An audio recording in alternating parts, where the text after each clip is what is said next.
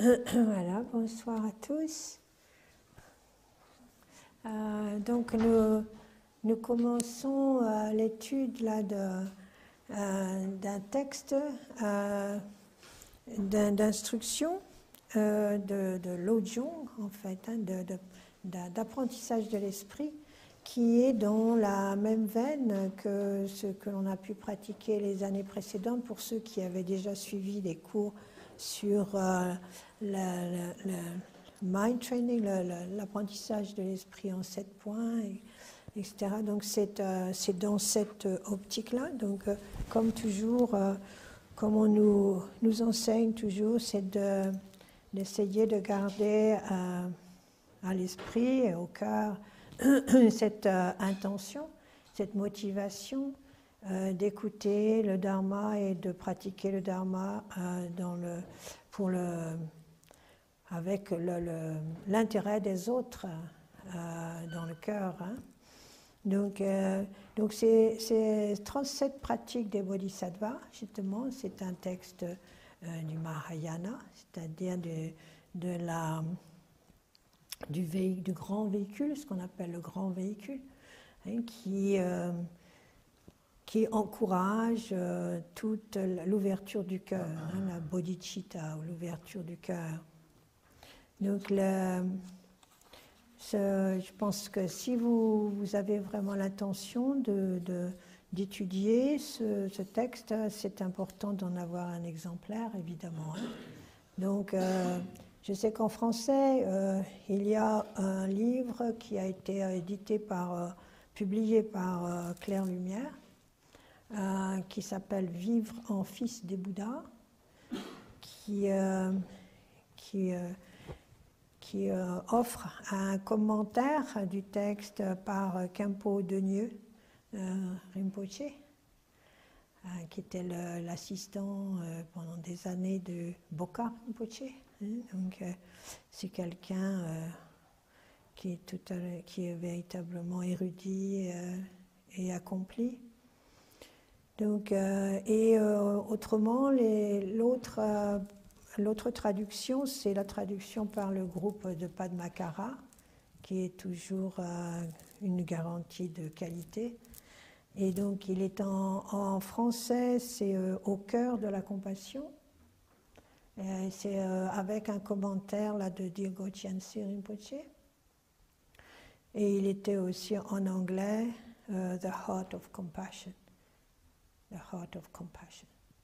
Il y a aussi le vœu de Bodhisattva de Bokar Rinpoche, chez Claire Lumière en petit format, qui reprend les 37 pratiques. Donc aussi, il y a un commentaire donc, de Bokar Rinpoche aussi. Comment c'est le titre ? Le vœu de Bodhisattva. Le vœu de Bodhisattva ? C'est sur ce même texte, hein ? Ok. Le vœu de Bodhisattva, Bokar Rinpoche.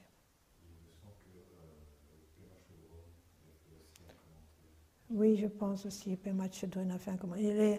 C'est-à-dire que c'est un texte, en fait, le maître qui a écrit ce texte, hein, en 37 stances, justement, en 37 strophes,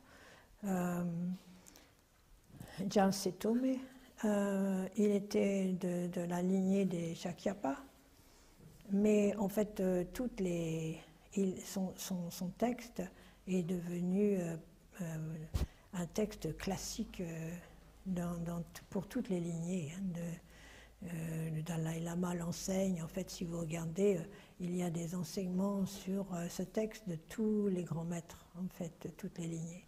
C'est un texte de base, en fait, vraiment très important pour toutes les lignées du Dharma. Donc, on peut commencer déjà par voir le titre, hein, le titre de ce texte, hein, les 37 pratiques des Bodhisattvas. Donc en tibétain, justement, le mot qu'ils utilisent pour Bodhisattva, c'est justement Jalwese. Jalwese, c'est-à-dire les fils et les filles, les enfants, en fait, hein, les enfants du conquérant, hein, du victorieux. Donc Jalwa, ça veut dire le victorieux, le conquérant. Donc là, évidemment, on ne parle pas de conquérir le monde, hein, c'est pas l'idée.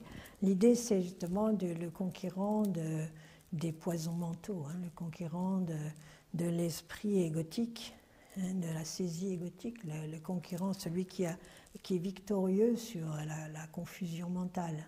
Hein, c'est ça. Et donc, être le fils ou la fille du Bouddha, c'est être justement le plus proche, hein, de son cœur, de ce qui est justement l'essence même de son enseignement. Donc bodhisattva, hein, sattva ça veut dire en sanskrit c'est l'esprit, hein, et bodhi c'est l'éveil, hein, donc l'esprit d'éveil. C'est ceux qui ont l'esprit d'éveil. Donc c'est souvent traduit par les fils du Bouddha, mais en fait, ça peut vouloir dire l'enfant. Hein. Il n'y a pas de genre là, en fait. C'est les fils et filles de cœur du Bouddha. Et donc, et le mot qu'il utilise aussi pour pratique, hein, pratique c'est intéressant parce que c'est en tibétain, c'est lak len. Lak, c'est prendre dans les mains. Et len, c'est prendre. Hein, donc, prendre dans les mains, prendre en main. Hein, prendre en main, justement, ce chemin du bodhisattva. Mais ça montre bien déjà, rien que le texte, le titre lui-même, c'est, comme on dit en anglais, hands-on. Hands-on, c'est-à-dire qu'on n'est pas à être dans une étude philosophique, disons, mentale, intellectuelle, mais on est dans un cheminement de pratique. Hein. Donc c'est tous les enseignements sur le Lojong, en fait, hein, se retrouvent là, hein, dans cette attitude, justement, de faire les choses, de prendre les choses en main, de se prendre en main, de prendre notre esprit en main. Voilà, donc c'est aussi reconnaître justement qu'on en a ce potentiel, on en a la possibilité. C'est de se dire déjà, de se donner cette possibilité en nous-mêmes. Donc c'est revenir encore, comme on a déjà vu dans le passé, reconnaître notre potentiel, avoir de l'estime pour nous-mêmes, hein, cette estime de nous-mêmes qui souvent nous manque. Hein. Donc si on veut vraiment prendre les choses en main, nous prendre en main, il faut qu'on ait de confiance aussi de le faire, et de le faire sans se décourager aussi. Ça, c'est vraiment l'attitude du bodhisattva, c'est ça. Hein, on est prêt, quoi. On est prêt à tout, en fait. Hein, on se sent prêt à tout, on est capable. Ouais, on peut le faire. N'est-ce pas? On peut le faire. Voilà, donc ça, c'est le titre. On peut le faire. Et alors, donc l'auteur, c'est Jalse Tomé, on l'appelle souvent Jalse Tomé. Donc Jalse, comme je disais tout à l'heure, le fils du conquérant. Hein, Tomé, c'était son nom, Tomé. Et c'est un nom qu'on lui a donné, qui est en fait le mot tibétain, le nom tibétain pour Asanga. Hein, Asanga, qui était un grand maître et un grand enseignant de l'Inde du IVe siècle de notre ère. Et ce mot tomé veut dire sans entrave, hein, sans entrave, hein, ça implique qu'il peut pénétrer tous les obstacles en fait, hein, vers la réalisation. Il n'y a plus d'obstacles pour lui. Sans entrave. Donc c'était dans sa vie personnelle, ça a commencé assez dur pour lui, mais on dit parfois que justement les difficultés nous pousse aussi à des réalisations, nous pousse à aller plus loin sur le chemin spirituel. Mais en tout cas, il a perdu sa mère très tôt, à 3 ou 4 ans. Il a perdu son père l'année suivante. Il a été pris en charge par une tante qui, quelquefois, les idées, les récits changent un petit peu, mais une tante ou une grand-mère s'est occupée de lui. Elle est morte quand il avait 9 ans. Enfin, disons que son enfance a été assez dure sur le plan émotionnel, mais en tout cas, il est entré assez tôt au monastère. Et il a très vite étudié, appris, suivi les enseignements, il est devenu moine. Et il a montré toujours énormément de capacité avec le Dharma. Et donc il a passé, disons, jusqu'à 30-40 ans, il a été plutôt dans l'étude. C'était quelqu'un qui était dans l'étude et l'enseignement.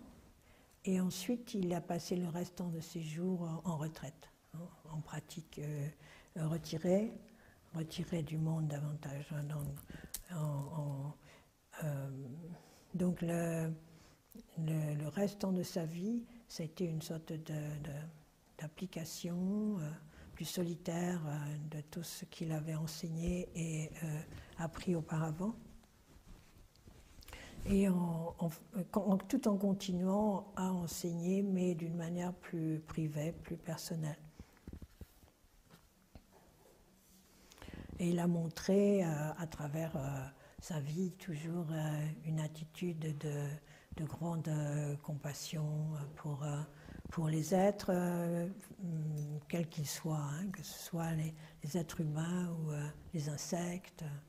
Il y avait aussi des histoires sur lui, comme il y en a eu aussi sur Patrul Rinpoche, de laisser les insectes boire son sang sans les tuer, sans les repousser, pour qu'il soit satisfait. Donc, c'était quelqu'un d'une grande compassion. Donc, un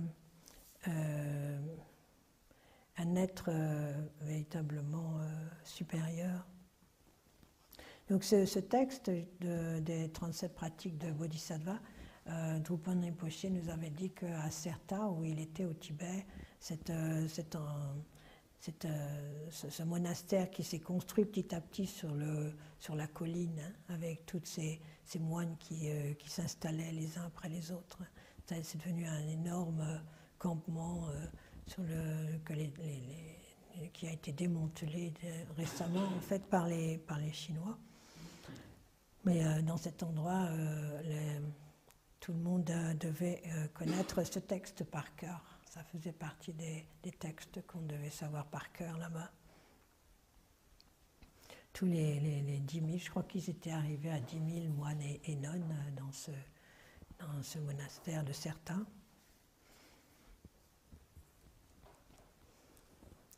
Donc le texte commence par un hommage. Un hommage, alors justement, il commence par un hommage à Chenrezig, à Avalokiteshvara. Namo Lokeshvaraya. C'est donc la Namo, pour dire je rends hommage, Namo Lokeshvara. Ya, Lokeshvaraya. Lokeshvaraya, ça veut dire Loka, ça veut dire le monde. Donc le maître du monde. Donc c'est un nom que l'on donne, Lokeshvaraya, c'est un nom que l'on donne à Chenrezig. Donc Chenrezig, c'est la manifestation de la compassion, la personnification de la compassion de tous les Bouddhas. Donc c'est aussi... Et Chenrezig était le Yidam, la divinité tutélaire de Jasetome, ce maître-là qui a écrit le texte. Et dans le sens où, justement, tout ce texte encourage et met l'accent sur la compassion, sur le rapport aux autres, c'est tout à fait approprié. Donc, vous vous souvenez sans doute qu'il y a ces trois aspects de l'esprit éveillé, justement. Il y a la connaissance, l'intelligence, la puissance et la compassion. Donc, Chenrezig se manifeste la compassion quand Manjushri représente l'intelligence, l'omniscience, et Vajrapani représente la puissance. Ce sont souvent les trois bodhisattvas que l'on représente le plus souvent sur les tankas ou dans les textes. Donc Chenrezig, des trois, représente l'aspect de compassion. Donc le texte continue. Maître suprême et protecteur Avalokiteshvara, bien que vous réalisiez la non-apparition et la non-cessation des phénomènes, vous vous consacrez au seul bien des êtres. Avec respect, je vous rends continuellement hommage par le corps, la parole et l'esprit. Donc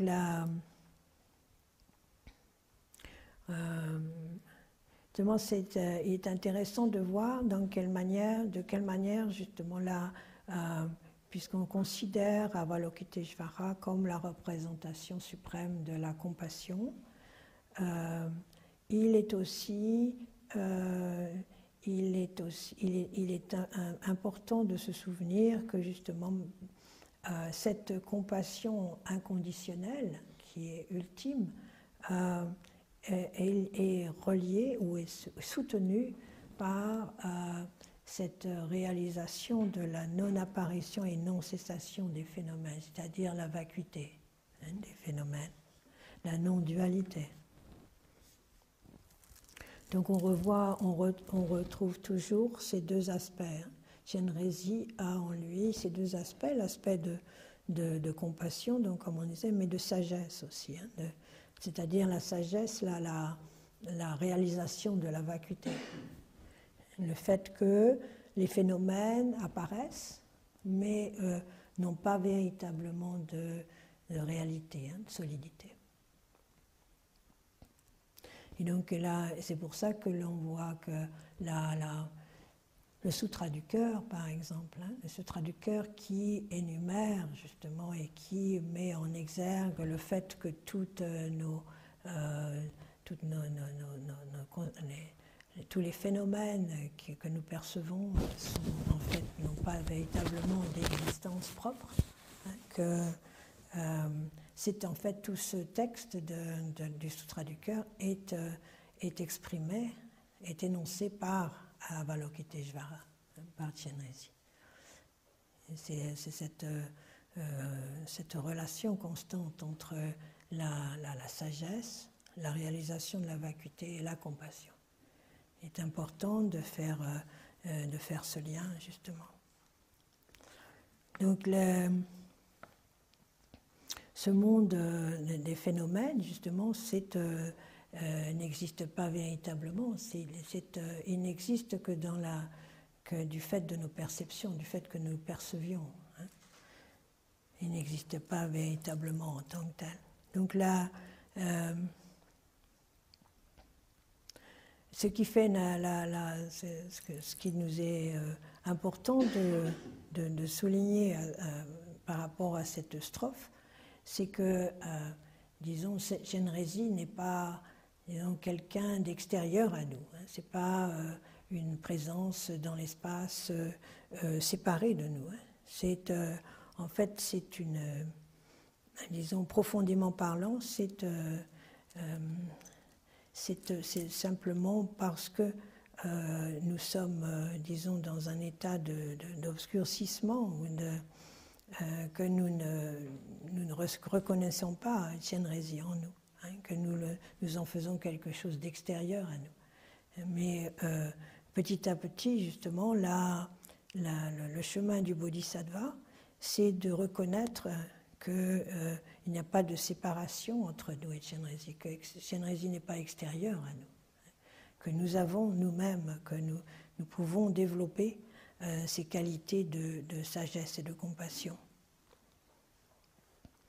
Et que petit à petit, en éclaircissant notre esprit, en étant plus libre, et moins, quand nous solidifions moins nos perceptions, nous purifions notre regard, et petit à petit, la présence même de Chenrezig devient beaucoup plus une véritable présence.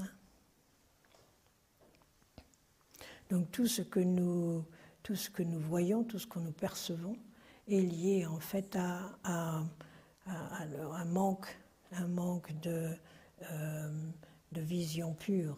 Donc Chenrezig représente la vision pure vers laquelle nous essayons petit à petit de se connecter et de devenir.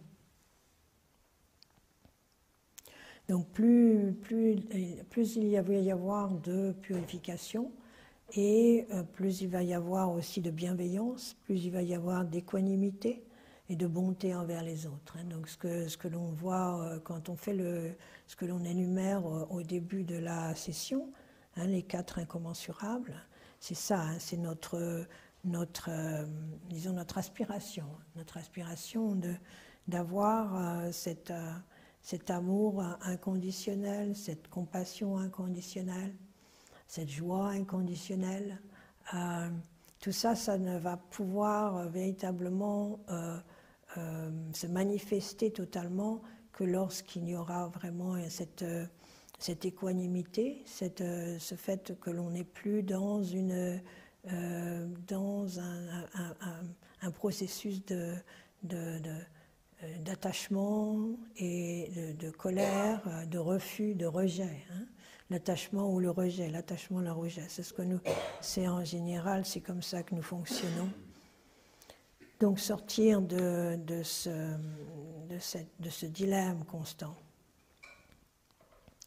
Donc, comme il est dit dans le texte, avec respect, je vous rends continuellement hommage par le corps, la parole et l'esprit. Donc là, tant que nous ne sommes pas arrivés à cette réalisation de Chenrezig en nous-mêmes, de Chenrezig, la présence, d'être justement totalement connecté, totalement un avec Chenrezig. Donc nous lui rendons hommage par le corps, la parole et l'esprit. Toujours avec respect et continuellement, donc respect et humilité.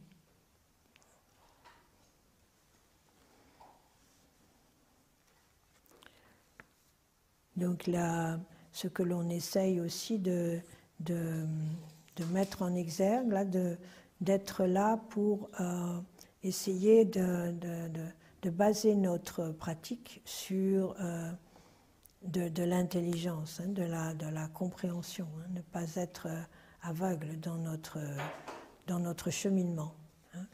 On ne fait pas ça simplement avec la foi. La foi, c'est une bonne chose pour commencer, pour démarrer, mais il est important aussi de développer l'intelligence, la compréhension de ce que l'on fait et pourquoi on le fait, et de développer aussi la valeur de ce que l'on fait. Autrement, notre pratique, elle risque de vite se décourager. On risque, au moindre obstacle, on culbute un peu.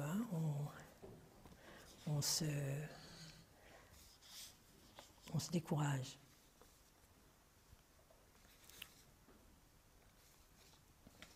Donc ensuite, Gyaltsen Tome nous dit « Les parfaits Bouddhas, source de bonheur et d'ultime félicité, naissent de l'accomplissement du Dharma suprême. Comme pour accomplir le Dharma, il faut savoir le mettre en pratique. J'expliquerai ici la pratique du Bodhisattva. » Donc là, Gyaltsen Tome parle de son engagement à présenter des méthodes. Donc voilà,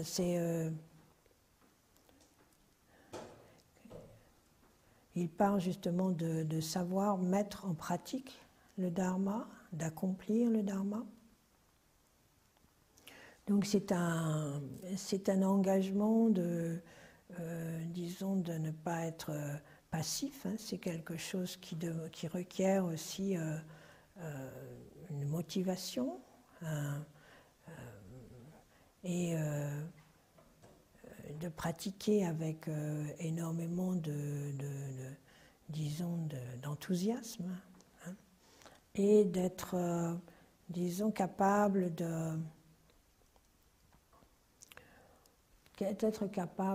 d'être dans une attitude de renoncement, disent-ils. Donc, le renoncement, on peut dire, disons que c'est d'avoir en soi déjà une envie, un besoin,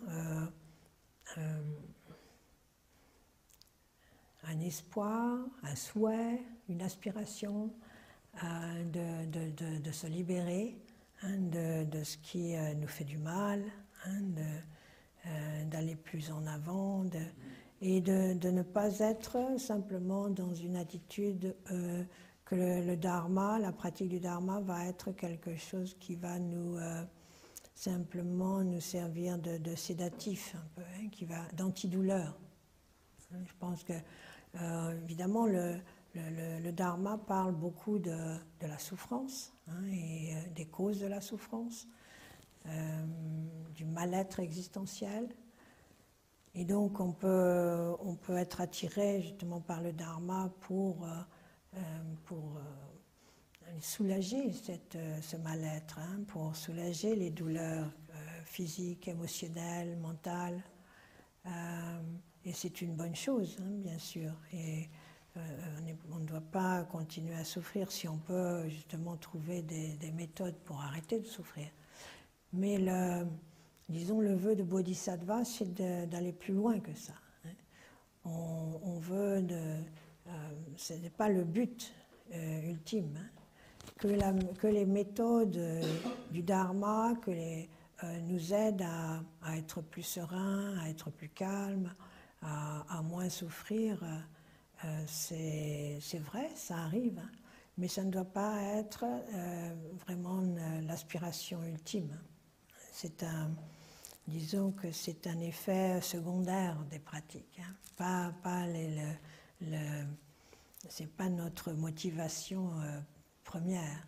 La motivation première, c'est comment justement nous libérer totalement de nos conditionnements, de ce qui nous fait d'aller plus en profondeur pour aller à la cause même de la souffrance. De ne pas être simplement disons, à soigner les symptômes, mais aller à la cause même de la souffrance. C'est un peu comme souvent les médicaments qu'on nous donne soulagent, mais soulagent d'une manière temporaire, mais ne vont pas à la cause même du mal.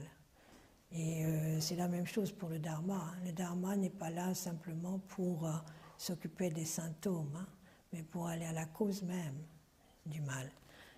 Et donc la cause même du mal, c'est l'attachement, l'attachement à moi, l'attachement à je, l'attachement à notre identification à une personne qui en fait n'existe pas vraiment.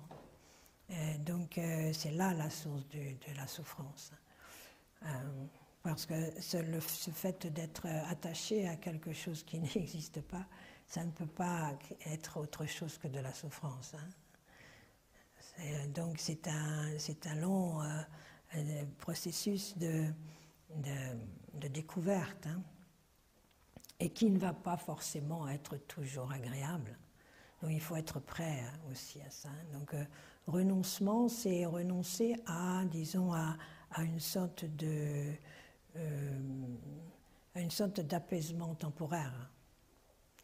On est là pour aller plus loin que le temporaire. On essaye d'aller à la cause même de notre mal-être. Pour le bien de tous les êtres, évidemment.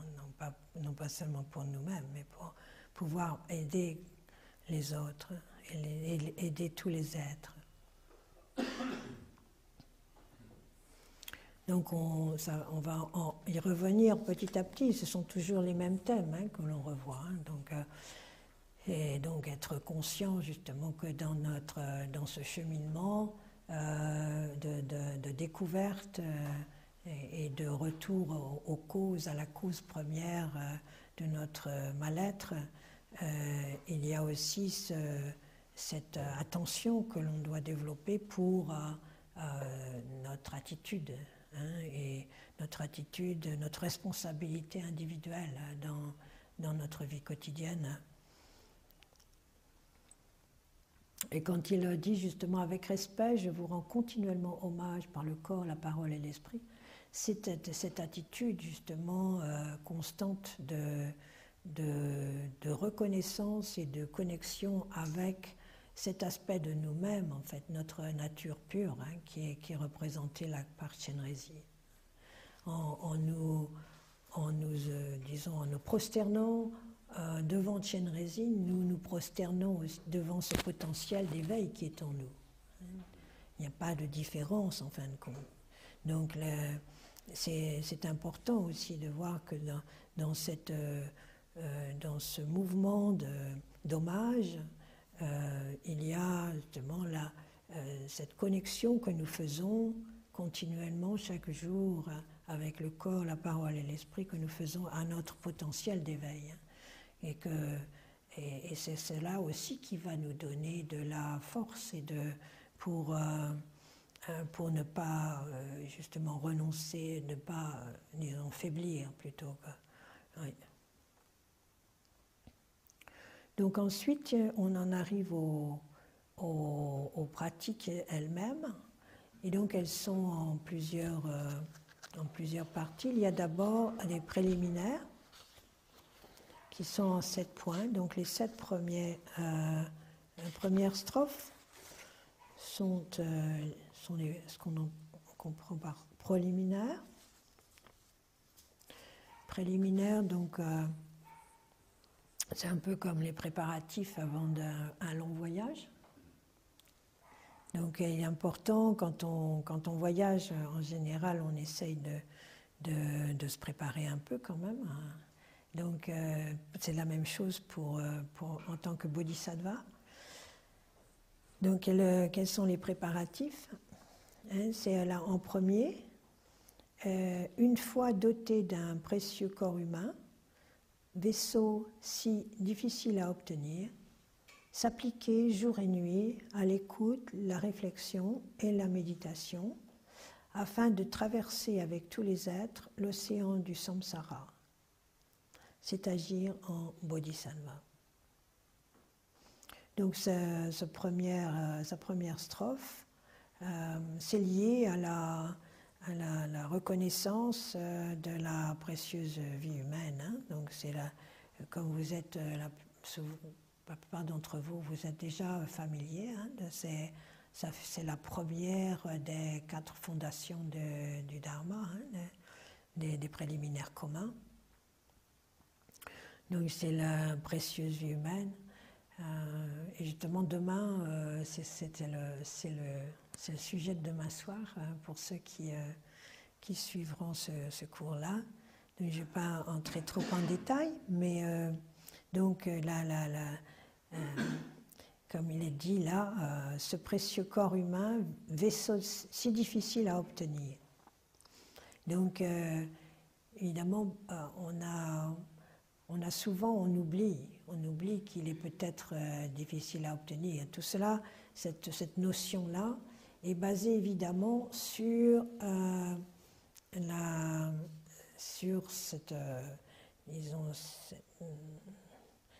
cette acceptation d'un système de renaissance. Donc le fait que nous ne sommes pas là pour la première fois, nous avons eu des vies multiples. Et dans le contexte justement du Dharma, le cycle des existences, hein, la roue du samsara, comme on l'appelle, est ronde, elle est circulaire. Donc il n'y a pas de début ni de fin. Donc nous sommes dans un processus constant d'errance. Ils appellent ça une errance, hein, d'une vie à l'autre. Donc évidemment, c'est quelque chose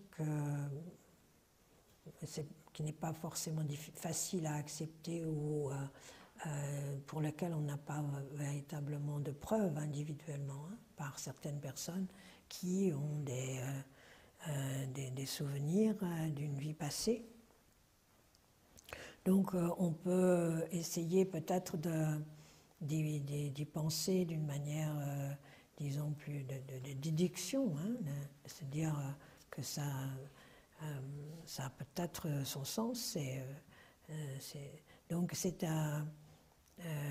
mais disons, quand on parle de si difficile à obtenir, c'est que suivant d'une vie à l'autre, on peut aussi ne pas revenir en tant qu'être humain. Ou ne pas, donc c'est de tous les mondes d'existence possibles, le monde des êtres humains n'est pas aussi facile ou aussi évident que ça à obtenir. D'un autre côté, certaines personnes vont dire ouais, mais je ne trouve pas que le domaine d'existence des êtres humains est si joyeux que ça. Il est quand même assez triste, souvent. Il y a tellement de souffrance. Hein. Donc, quand on parle de la précieuse vie humaine, évidemment, c'est quelque chose qu'il faut essayer de revoir. Disons, c'est plutôt dans le sens de, pour nous, si même nous ne sommes pas nécessairement convaincus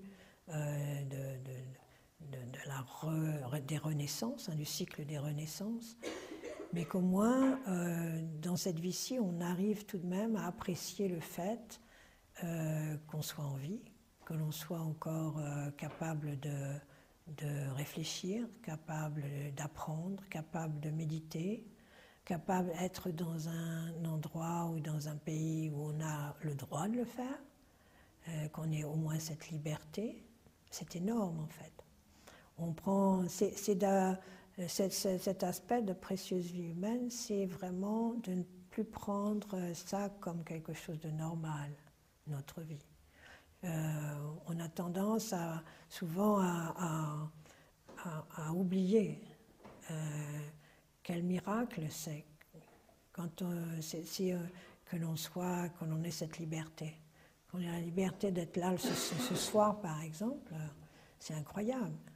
Combien d'êtres sur la planète à l'heure actuelle n'ont pas cette liberté de pouvoir être dans un temple assis sur un coussin confortablement et d'être ensemble là dans un endroit tempéré, même dans la ville de Bruxelles. C'est quelque chose d'assez disons, c'est un grand avantage, hein, c'est une chance, quoi. Donc c'est d'apprécier, en tout cas, d'apprécier la chance que l'on a, hein, les avantages que l'on a.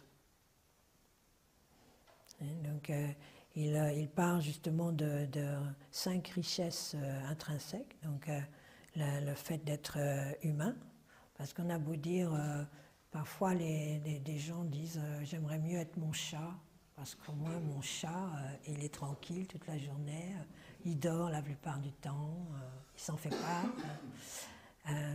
Mais voilà, donc il faut essayer de revoir un petit peu sa motivation de vie, quoi. Quel est le sens de ma vie? Est-ce que, est-ce que je mets de la valeur à être endormi la plupart du temps? C'est revenir sur le potentiel, justement, qui est là en nous, de l'apprécier le plus possible, et justement pour le mettre, s'en servir, quoi, justement, s'en servir et ne pas gâcher cette possibilité qu'on a.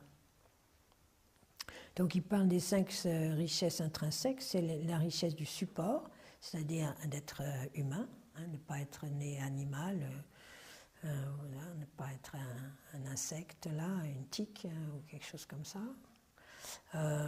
Du lieu, être né dans un lieu où le dharma est présent, donc où on a aussi cette chance d'avoir accès à l'information, à la connaissance, de pouvoir découvrir des choses, de pouvoir se nourrir correctement, physiquement et mentalement, émotionnellement. Le support, la richesse aussi des sens, d'avoir tous ces sens. Donc, puisque les sens, en fait, nos 5 sens, et il parle aussi d'un 6e sens, c'est-à-dire le mental. Donc, l'on a ces capacités en nous, et sont des sources d'information, d'avoir les sources d'information intactes, quoi, de pouvoir recevoir l'information, de pouvoir y réfléchir. La richesse de l'intention. Donc là, l'intention, pour nous, dans le contexte du cheminement du bodhisattva, c'est la motivation de faire le bien, la motivation d'être là pour les autres. Et la 5e des richesses, c'est la richesse de la foi, de la confiance, de la foi, de la confiance dans le dharma.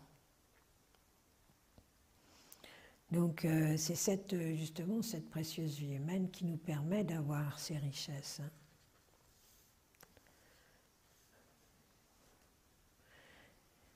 Donc ça c'est ce qu'ils appellent les 5 richesses intrinsèques. Et il y a aussi 5 richesses extrinsèques qui sont la richesse de l'instructeur, c'est-à-dire en l'occurrence le Bouddha, le Bouddha Shakyamuni qui est venu pendant cette ère, ce kalpa. La richesse de l'enseignement, il a tourné la roue du Dharma 3 fois. La richesse de l'époque, c'est-à-dire qu'on est encore à l'heure actuelle dans une situation où on peut recevoir le Dharma, il est encore actif, il est encore vivant. Il y a la richesse de la bonne fortune, c'est qu'il est toujours pratiqué. On a encore des êtres extraordinaires qui ont réalisé le Dharma et qui sont là qui en sont une preuve vivante. C'est une bonne fortune d'avoir ça. Et la 5e richesse, c'est la compassion sublime. C'est-à-dire que justement, ces maîtres aussi ont la compassion de nous donner le Dharma et de partager.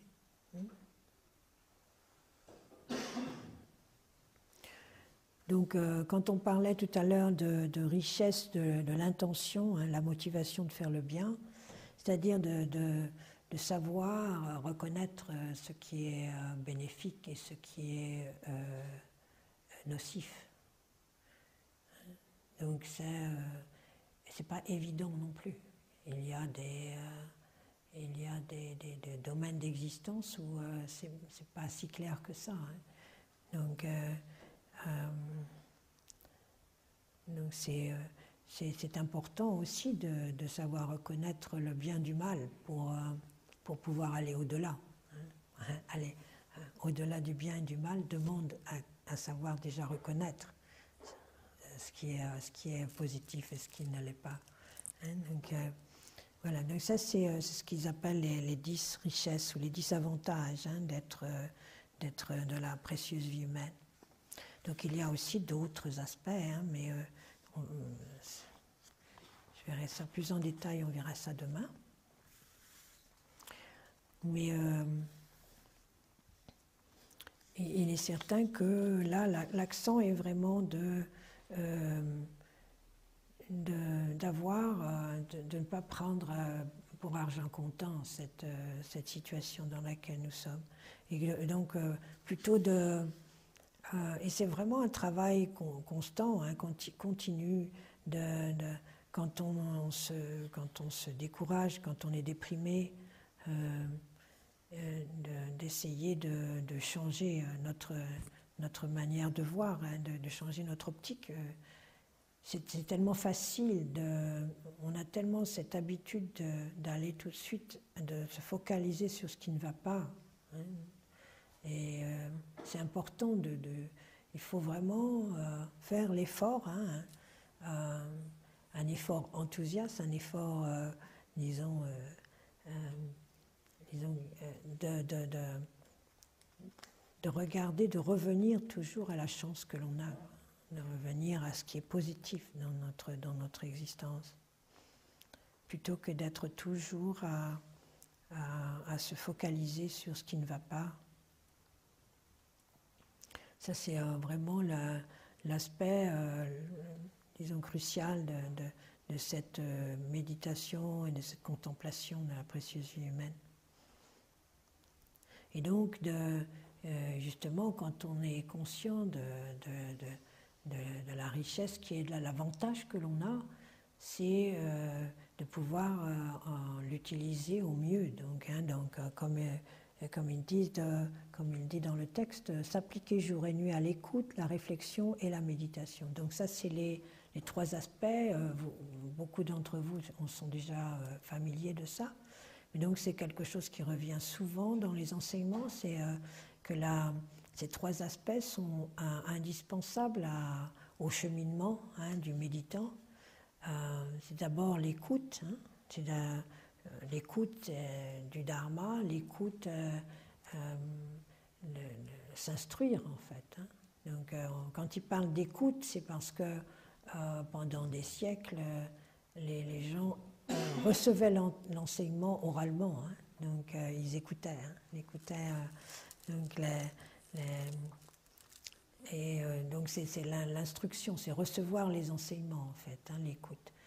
Et ensuite la réflexion, c'est-à-dire revenir encore et encore sur ce que l'on a entendu, ce que l'on a écouté, ce que l'on a reçu comme enseignement. Réfléchir en quoi ça me concerne, en quoi ça me parle. Faire ce rapport direct entre le dharma, entre les instructions et nous-mêmes. Donc, c'est justement la réflexion, c'est l'analyse, c'est l'assimilation, l'intégration en fait, de ce que l'on a entendu à nous-mêmes, à notre propre vie. C'est ce qui fait la différence là entre une étude du dharma et une étude universitaire, par exemple. On n'est pas sur le même registre du tout. On est là sur une remise en question en fait de nous-mêmes et un approfondissement de notre connaissance. C'est comment mieux nous connaître en fait. Donc chaque enseignement, chaque apport, chaque information devient un moyen d'aller plus en profondeur dans la connaissance de nous-mêmes et de nos processus mentaux, de nos conditionnements. Et donc, dans ce sens-là, c'est vraiment développer l'écoute. L'écoute qui manque. Souvent, on n'écoute pas, en fait. On ne reçoit pas. L'écoute demande de s'ouvrir à l'information. Et souvent, on a l'impression d'écouter, mais en fait, on est très vite, on surimpose sur ce qu'on entend, sur ce qu'on écoute, on surimpose nos préjugés, nos propres habitudes de pensée, nos préconceptions, souvent. Et on s'en rend compte d'ailleurs. Donc l'aspect de réflexion veut dire comment briser, comment aller au-delà de cette sorte de filtre que l'on a en soi, pour être vraiment ouvert à ce qui est présenté dans le Dharma. La réceptivité, l'écoute n'est pas aussi évidente que ça en fait. On pense être ouvert, mais en fait, est-ce qu'on l'est vraiment? Est-ce qu'on est prêt à remettre en question tout notre édifice mental intérieur, Donc, c'est pas évident. Donc, voilà ce que les maîtres nous invitent à faire, c'est justement de regarder ça plus en détail, de devenir plus ouvert par rapport à nous-mêmes. Pas d'être dans une situation d'impulsivité avec l'information qui nous arrive, soit de se dire oh oui, ça je le sais déjà, et de le faire passer comme ça, sans s'arrêter, quoi, ne pas. Pour moi-même, je me rends compte que j'ai souvent fait cette erreur, donc c'est pour ça que je le dis. Mais c'est vrai que oui, ça je connais. Non, c'est pas forcément vrai. Peut-être que j'ai l'impression de connaître, mais il faudrait peut-être que j'y passe un peu plus de temps et que voilà, donc il n'y a pas véritablement il y a toujours quelque chose à apprendre en fin de compte. Toujours quelque chose à apprendre. Drupal Rinpoche nous faisait souvent le reproche d'être des pratiquants blasés, donc jaded practitioners. Et c'était dans ce sens. Le pratiquant blasé, c'est celui qui croit déjà savoir.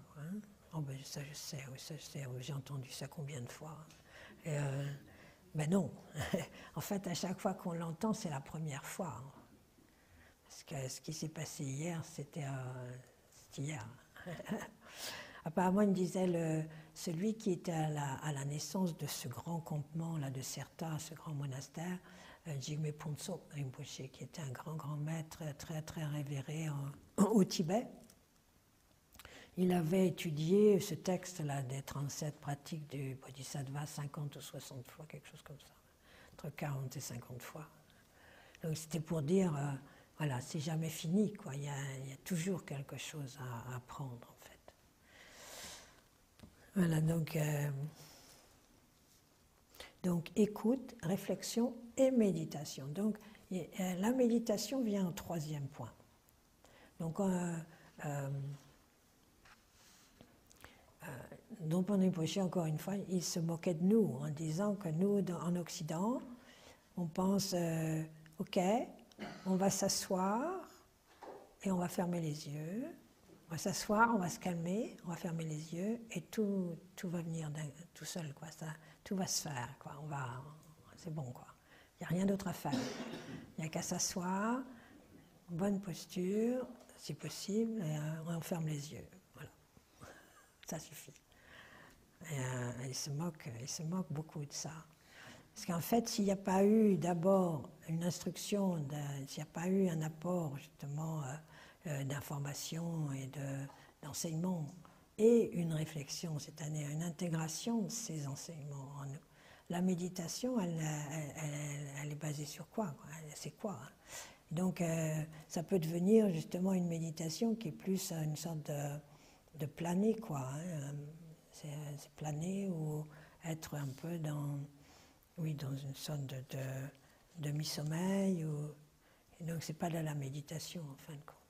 Donc la méditation, c'est toujours, il le présente toujours comme la troisième étape, en fait. Une sorte de résultante, en fait. Comment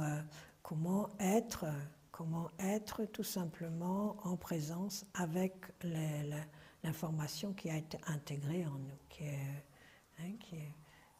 que l'on assimile. Voilà, et donc afin de traverser avec tous les êtres l'océan du samsara. Donc c'est là l'intention. Notre intention, c'est de sortir de l'océan du samsara. L'océan du samsara, c'est-à-dire la confusion, la confusion générale qui nous fait souffrir. Et donc, c'est comme on dit en français, on est tous sur le même bateau. C'est l'océan du samsara. Le samsara, c'est vraiment c'est la confusion mentale, la confusion émotionnelle, où justement on est un peu dans le noir, dans l'obscurité, et on fait des choses sans le savoir, on fait des choses qui ne font qu'entraîner plus de souffrance. Donc voilà, donc ça c'est la première strophe, donc qui est liée à la précieuse vie même, et l'importance justement de s'instruire, d'apprendre, de réfléchir, de développer notre intelligence. La deuxième strophe, c'est dans notre pays, le flot de l'attachement envers les proches nous submerge, les flammes de la haine envers les ennemis nous consument, obscurcis par l'ignorance, nous oublions ce qui est à accomplir et à éviter. Quitter la terre de ses pères, c'est agir en bodhisattva. Donc là, c'est assez radical. Il dit de partir, de quitter son pays, quoi. Donc, voilà. Quitter son pays, c'est une bonne chose. En fait, les Montaigne, je me souviens, disait ça aussi,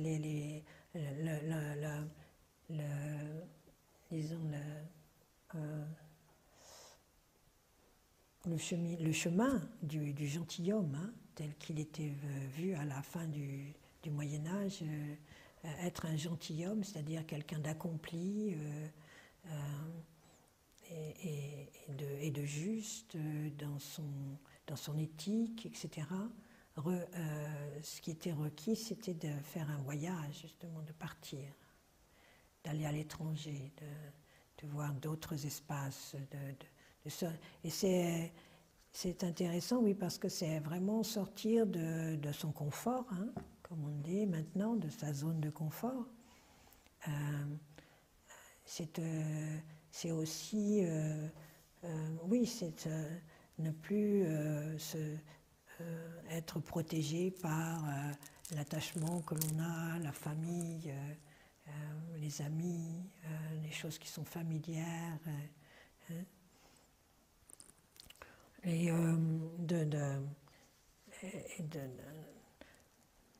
aussi, comme ils disent, de ne pas, justement, on peut aussi avoir des personnes que l'on, pour lesquelles on n'a pas énormément d'amitié, qu'on a du mal à supporter.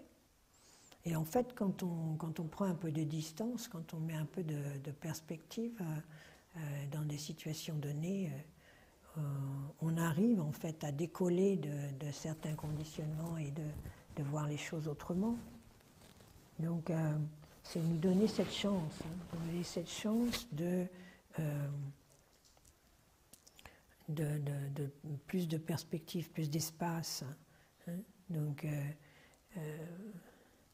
c'est notre ignorance est vraiment basée sur, disons, une stagnation. Donc c'est un peu quitter le pays, c'est pour moi c'est aussi ne pas stagner dans la manière de percevoir notre situation et les autres, notre rapport aux autres, d'être capable de plus de flexibilité. Hein, et voir plus précisément, le fait de quitter son pays aussi, ça permet d'avoir un regard plus neuf, hein, d'être plus vivant d'une certaine manière, de revenir, de retrouver un petit peu là, notre fraîcheur, disons, innée, hein, notre fraîcheur de base, que l'on a tendance à perdre au bout d'un moment. C'est ça qui est vraiment agréable quand on voyage, justement, c'est qu'on est beaucoup plus alerte, en fait. Hein, donc, on voit les choses avec beaucoup plus d'acuité, beaucoup plus éveillé, en fait, hein, pendant quelque temps. Et au bout d'un moment, une fois qu'on s'est habitué à nouveau aux choses, on perd cette acuité, hein, ce côté alerte. Hein. Donc, en fait, en tant que méditant, en tant que pratiquant, c'est comment rester alerte, comment voir les choses comme la première fois. Hein. C'est pas facile. Donc, c'est un peu ça aussi l'instruction, c'est de nous encourager à voir les choses avec plus de fraîcheur, justement, parce que l'attachement, la haine, et l'ignorance, ces trois poisons premiers sont dus aussi à une sorte de fixation. Donc sortir de nos fixations émotionnelles aussi.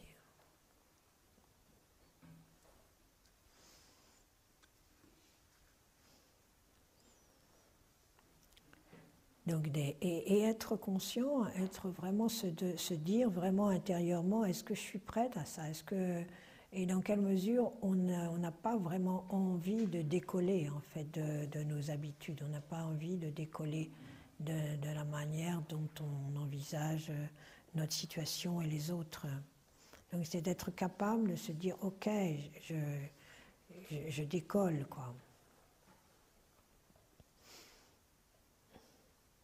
Est-ce que vraiment se poser la question, est-ce que vraiment je veux être libre? Parce que c'est pas évident en fait. Est-ce que vraiment je veux sortir de l'ignorance, ou est-ce que c'est pas évident? Il faut vraiment se poser la question encore et encore. Est-ce que je suis vraiment prêt à lâcher? Et quand on se rend compte justement des hésitations par rapport à ça, on voit dans quelle mesure aussi on reste dans le mal-être ou dans le malaise. C'est nous-mêmes, hein, nous sommes totalement responsables en fait à ce niveau-là. On n'a besoin de personne pour ça. Donc c'est à nous d'être plus clairs, hein, plus qu'avec nous-mêmes. Mais donc si de quitter le pays, ça peut nous aider dans ce sens, c'est bien.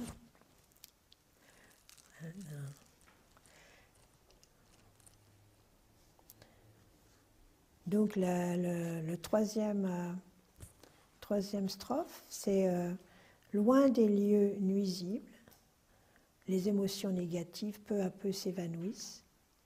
Loin des distractions, une conduite vertueuse naturellement se développe. De l'esprit clair, la confiance dans les enseignements s'élève. S'établir dans la solitude, c'est agir en bodhisattva. Donc là, c'est vraiment, c'est évident qu'il nous encourage à faire des retraites. Hein. Donc voilà. C'est vrai que disons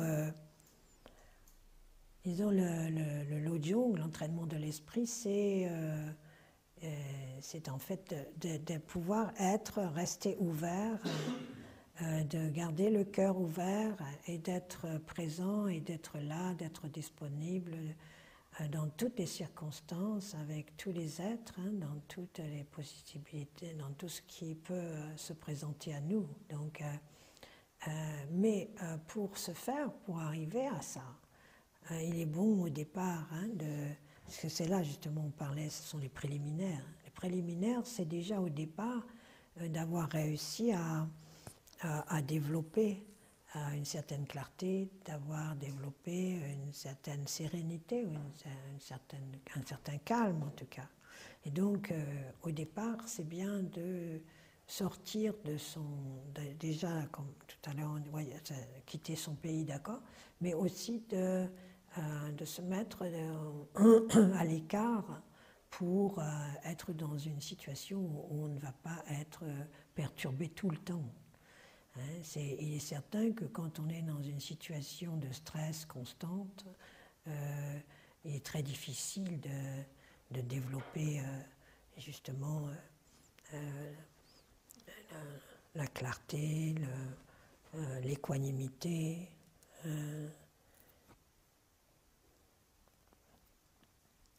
Et donc là, on est beaucoup plus... comment sortir de ces conditionnements quand on est constamment agressé ou sollicité par le monde extérieur, les autres. Donc c'est vrai que ça aide. Ça peut aider. Donc il faut voir aussi que... ils disent bien de faire attention aussi des personnes avec lesquelles que l'on côtoie. Donc justement, là aussi, quand l'esprit est bien, disons, entraîné, y a pas, on ne rejette personne, on est capable d'être aussi serein avec quelqu'un qui nous agresse que quelqu'un ou de négatif, de très négatif, que quelqu'un de très positif. Mais au départ, il faut déjà commencer dans une situation qui va être plus propice à calmer l'esprit. Donc, si on est constamment entouré de personnes qui nous dépriment ou qui nous font du mal, au départ, ça ne va pas rendre la situation facile pour développer notre pratique. Donc c'est là au début, il est important aussi, il marque justement dans la Sutra Lankara. Dans Sutra Lankara, il décrit justement l'endroit idéal pour apprendre justement à méditer, apprendre à calmer l'esprit et à ouvrir le cœur. C'est un endroit où la nourriture et les vêtements sont faciles à obtenir. Donc on ne nous demande pas non plus d'être dans l'austérité complète, mais d'avoir le confort minimum, disons. On n'est pas là pour avoir les derniers vêtements de la mode ou quoi, mais c'est juste d'avoir ce qu'il faut pour survivre. Donc on n'est pas dans une situation où on a tellement faim qu'on peut plus méditer, où on a tellement froid, on a tellement qu'on ne peut pas méditer. Donc avoir du common sense, avoir du bon sens, d'avoir ce qu'il faut pour être ok, suffisamment de nourriture et de vêtements. Donc juste assez pour ne pas mourir de faim, ils disent. Mais voilà, donc on n'est pas là pour se faire des bons petits plats non plus, mais on est là pour avoir ce qu'il faut, quoi. Parce que c'est vrai que si on n'a rien et qu'on est obligé d'aller mendier tous les jours, on n'a pas l'esprit libre non plus. On peut aussi facilement devenir complètement fixé là-dessus. Donc aussi il dit un endroit qui convient à notre constitution, donc un environnement sain. Donc ils disent idéalement un endroit qui a été béni par les maîtres dans le passé, donc les endroits sacrés, c'est sûr que c'est préférable si possible. Mais ils disent aussi des endroits protégés, c'est-à-dire où on va se sentir à l'aise, on va se sentir, on n'est pas sur le qui-vive tout le temps, on n'est pas dans la peur. Hein, donc, justement pour pouvoir favoriser la sérénité. Donc, il parle évidemment de ne pas être attaqué par les bêtes sauvages, par exemple, hein, comme ça peut se... Ici, c'est pas tellement le cas, hein, mais dans certains pays, comme en Inde, c'est le cas. Hein, donc, là aussi, c'est pareil. Pour quelqu'un, un pratiquant qui est très développé, qui a... c'est pas un problème, au contraire, ça devient un défi, un challenge. Mais pour le début, en débutant, il faut mieux avoir un endroit où on peut se sentir à l'aise pour permettre justement à notre esprit de s'ouvrir. Aussi un endroit où le sol n'est pas contaminé, hein, donc un endroit qui est propre. Et être en bonne compagnie, ils disent. Donc avec des personnes qui suivent le dharma, quoi, et qui n'ont pas trop de besoins, et qui sont sur la même longueur d'onde, en fait. Hein. Donc soit qui nous soutiennent, disons matériellement, ou qui nous soutiennent aussi mentalement, émotionnellement. Parce que les compagnons justement dans ce contexte-là, les compagnons sont très importants, quoi. Ils nous influencent. Hein. Donc c'est important aussi d'être avec des compagnons, disons, corrects et droits. Donc ils disent qu'une personne qui tire vers le bas a plus d'impact que 100 personnes qui tirent vers le haut. Mais, vu notre propensité, vu notre habitude, notre tendance à aller vers le bas, hein, à aller vers le négatif, hein, il suffit d'une personne pour nous faire perdre le nord, hein, comme on dit. Donc aussi de faire attention, quoi, quand on est avec...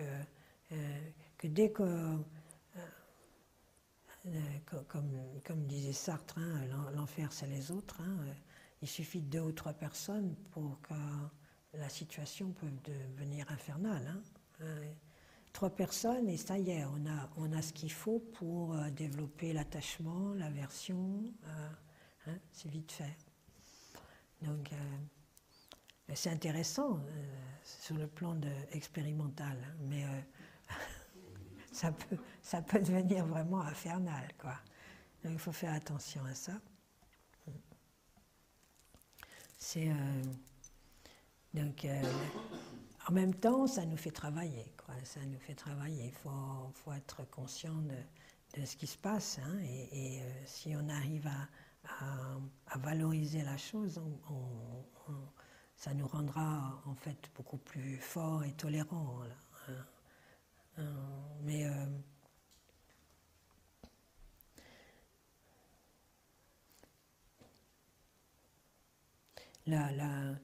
la solitude, en fait, pour nous, dans le contexte des retraites en Occident, il est certain que, même aussi chez les Tibétains, ils commençaient toujours par des retraites en groupe, hein, avec d'autres.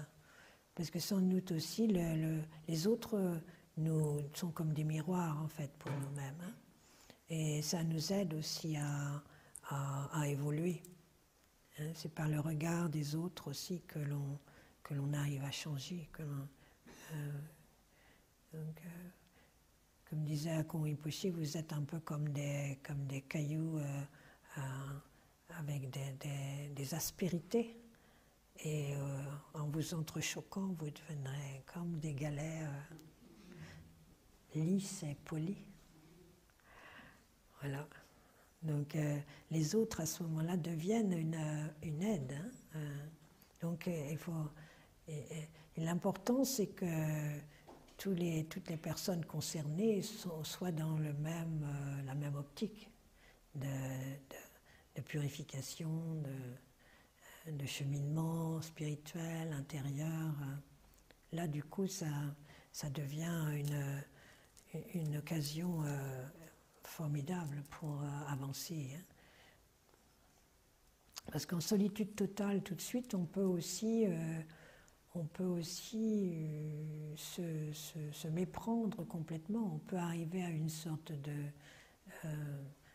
bien-être, mais qui est factice, parce que ce bien-être n'est plus mis au défi. Et donc il faut faire attention aussi, que ça ne devienne pas aussi une sorte une autre manière d'encourager l'ego, de créer une sorte de nouveau, une sorte de cocon à nouveau, où on devient complètement obsédé de soi-même, quoi. On est constamment à se bichonner, quoi. Ça peut être un danger aussi. Il y a des gens qui aiment être seuls, donc, et à ce moment-là, si on commence à se bichonner, après toujours être à prendre soin de soi, on finit par, on a complètement oublié en fait la raison de la retraite, en fait, de cette solitude. On est là pour avoir un regard plus profond et plus aiguisé de nous-mêmes, pas pour simplement encourager les poisons, n'est-ce pas? Donc il faut faire attention. On peut croire quand on est seul qu'on n'a plus de colère, on n'a plus d'attachement. Ben oui, il n'y a personne pour nous créer des situations. Ça peut être traître. Donc c'est pour ça les pratiques en commun, en groupe, au départ, ça aide aussi à mieux se connaître, même si c'est pas toujours agréable. Donc s'établir dans la solitude, c'est-à-dire même si on est avec d'autres, c'est de quand même passer la plupart du temps seul à méditer, essayer d'être en silence, garder le silence, essayer de ne pas encourager la distraction. Voilà.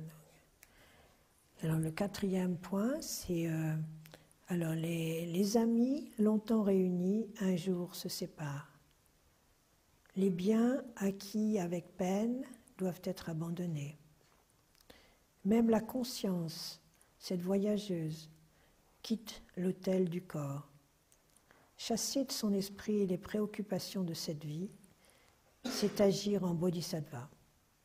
Donc là, c'est évident, c'est l'aspect, se concentrer sur l'impermanence, sur la mort, sur le fait que rien ne dure, qu'il va falloir aussi quitter le monde terrestre. Et donc, c'est une méthode importante et indispensable, en fait, au cheminement, d'être OK avec ça, d'être à l'aise avec le fait de la mort, l'impermanence. Ce n'est pas un problème en soi, c'est une réalité, c'est quelque chose qui... c'est un fait. Donc c'est pas la peine d'en faire un drame, en fait, d'une certaine manière, c'est ça. Donc d'apprendre à être familier, d'en faire une amie, de faire de la mort une amie, en fait. Ça, c'est un des aspects des yogis, de la conduite yogique. aussi l'impermanence et la mort nous donne cette perspective, encore une fois, cette prise de distance par rapport à l'attachement. Les fixations que l'on peut faire sur les choses ou les personnes que l'on aime, à la passion, de se rendre compte de l'absurdité de la chose, en fait. Donc il y a une différence entre apprécier les choses que nous vivons, apprécier la beauté d'une fleur, apprécier le goût d'une nourriture, apprécier la présence d'un ami, et l'attachement. L'attachement, la colle, le côté, disons, névrosé un peu de notre saisie des choses, la manière dont on s'accapare les choses, dans la manière dont on ne veut pas s'en séparer, enfin, la manière dont on s'accroche. Ça, c'est deux. Le dharma n'implique pas automatiquement que l'on ne doit pas jouir de la vie, mais simplement d'être conscient de l'impermanence. Ça nous permet de jouir des choses sans s'y attacher, sans se coller aux choses. Parce que se fixer aux choses, ça les détruit en même temps. Et c'est pour ça que notre attachement, en fait, nous fait plus de mal que de bien, parce que ça nous empêche, en fait, de jouir vraiment de ce que l'on a. La peur de le perdre, la peur ou le fait de... C'est ce que l'on dit dans l'étude de la souffrance. La souffrance, c'est quand on n'a pas... C'est le fait, par exemple, de vouloir quelque chose, de ne pas l'avoir, ou d'avoir ce que l'on ne veut pas, ou quand on a quelque chose, d'avoir peur de le perdre. Donc ça veut dire que quoi qu'il nous arrive, on n'est jamais content en fait, on n'est jamais satisfait. Il y a toujours une sorte de frustration ou d'anxiété latente. Donc, et tout ça, c'est à cause de l'attachement. Donc l'impermanence, c'est un moyen de pouvoir vivre d'une manière vraiment heureuse en fait, joyeuse. Plutôt que justement, on a une idée de l'impermanence qui n'est pas justifiée en fait. On a une peur de l'impermanence, alors qu'en fait, sans impermanence, il n'y a pas de vie. Sans impermanence, il n'y a pas de création, il n'y a pas de possibilité de changement, il n'y a pas de libération. Donc c'est vraiment revoir notre attitude par rapport à l'impermanence. Voilà, on va s'arrêter là pour ce soir. Oui. Tu as nommé à un certain moment un sutra. Oui, Sutra Lankara. Sutra Lankara. Lankara.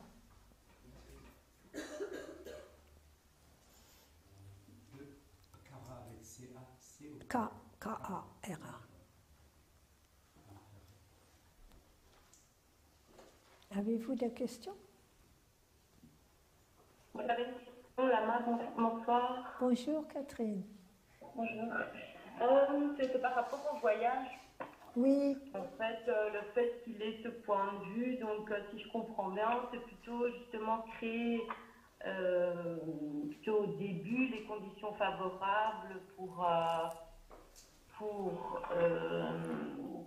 retrouver justement cette sensation de nouveauté avec un regard frais.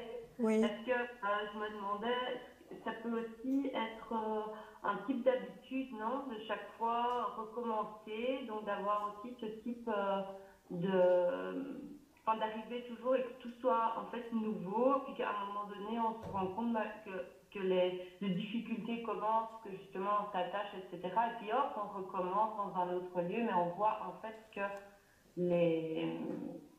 Enfin, Oui.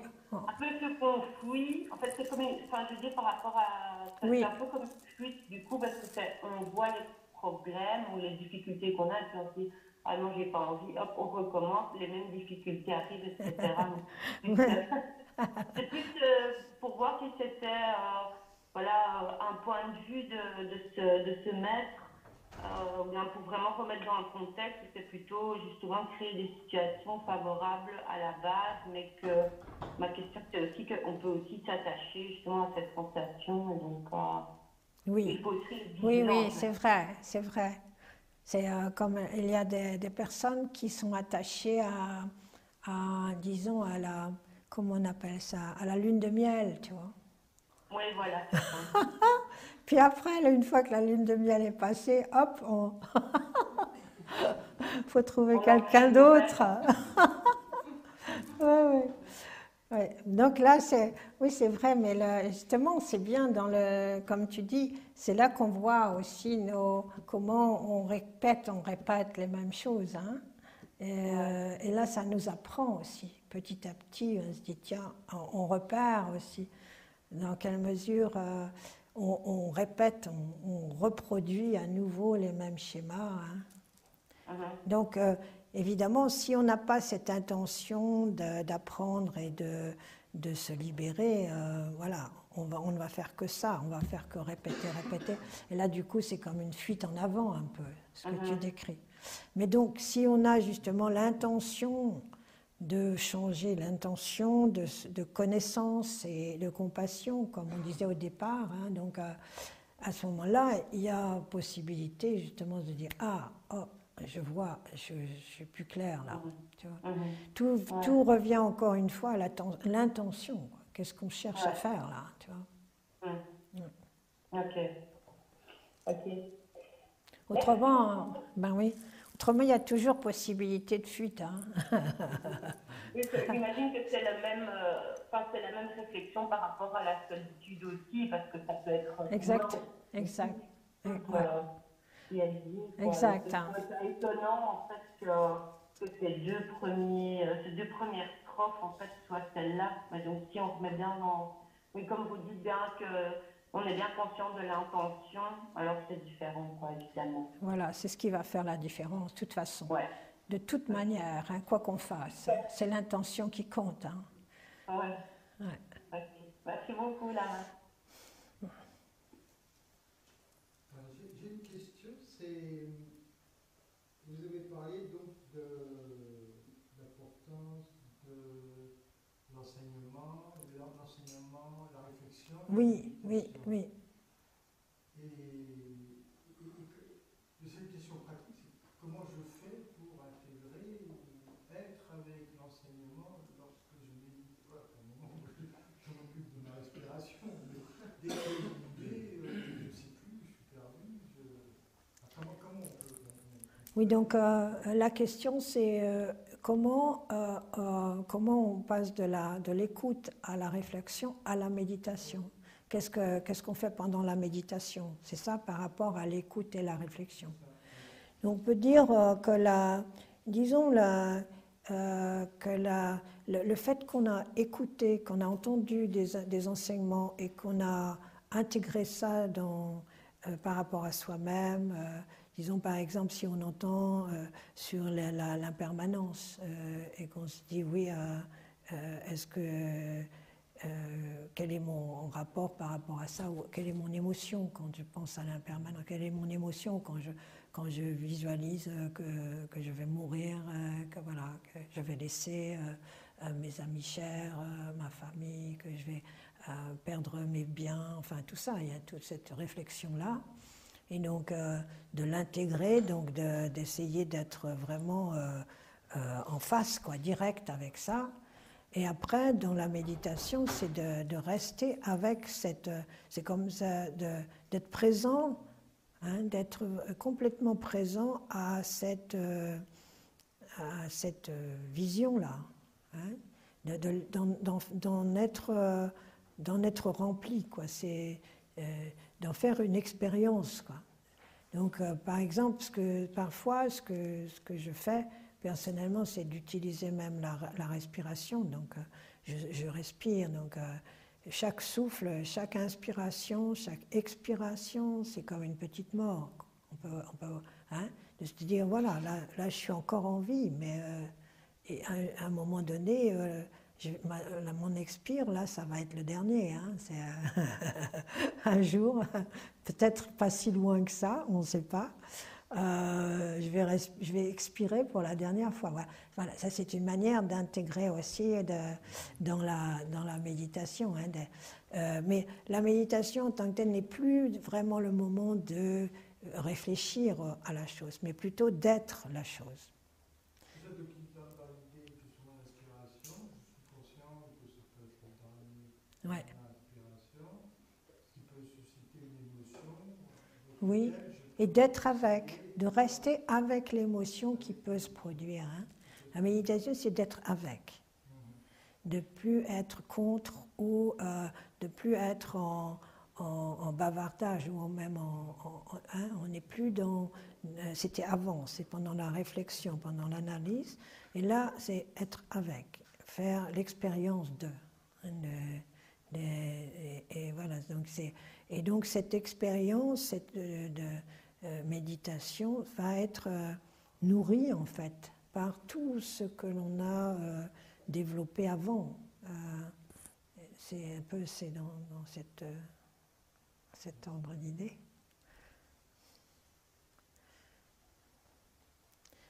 Après, évidemment, pendant la méditation, il peut y avoir aussi une étude ou une expérience, disons, de la qualité même de l'émotion qui monte, ou de la qualité même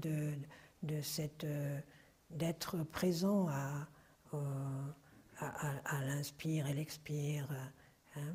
Mais c'est encore une autre phase de plus.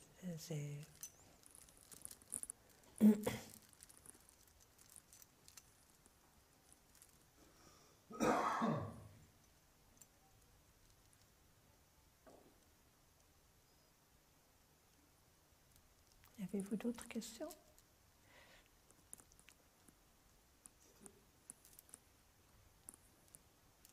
Je n'ai pas très bien compris le rapport entre l'auteur Gyaltse Tomé et Asanga. C'était le nom de Tomé en tibétain, c'est la traduction de Asanga.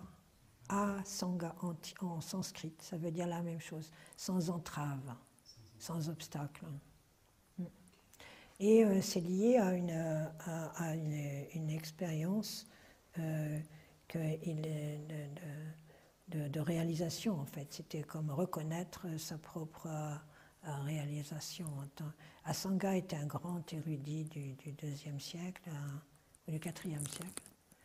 Et là, Gyaltse Tomé, c'est le XIVe siècle, hein, au Tibet. Hein. Et donc, il a manifesté des qualités qui rappelaient Asanga. Justement, dans cette attitude d'abnégation et de ce rapport aux êtres sans, disons, d'équanimité, de compassion. Ouais. Vous avez dit que dans sa vie, il y avait eu 2 étapes, une étape où il enseignait, Oui. Et puis une étape où il s'est mis en retraite. Je me demandais à quelle étape il avait écrit ce texte. Bonne question. Je ne sais pas. Ça ne doit pas être compliqué à retrouver. On va retrouver ça dans les Wikipédia, va nous aider, n'est-ce pas? Mais oui, c'est vrai que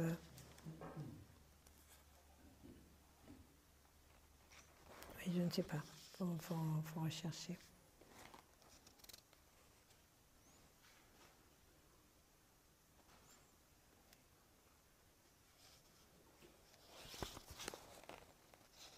On va rechercher ça.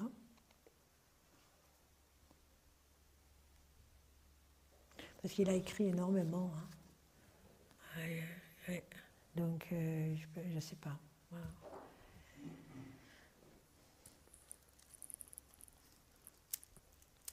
Oui, d'autres questions? On fait la dédicace.